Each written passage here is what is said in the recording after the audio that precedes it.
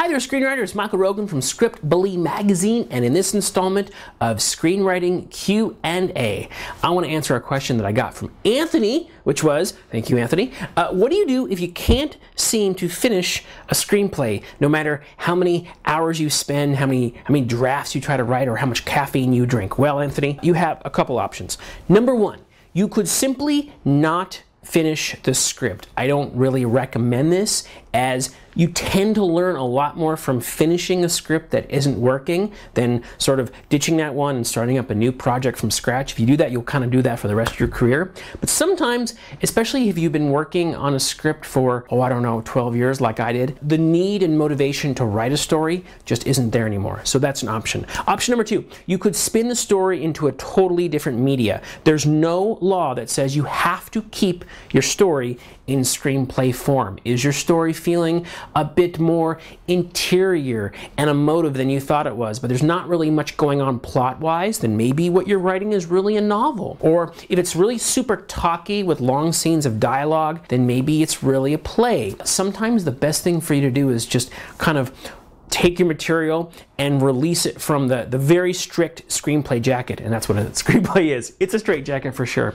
Option number three, you could find a writing partner. Now this will kind of depend on your own personality. As a rule, I don't like people, so working with them for me is kind of a, it's a big no-no, but bringing a partner onto an existing project can be a pretty cool way to get some awesome objective feedback on your work, and not to mention help you come up with some clever story fixes that you never saw coming.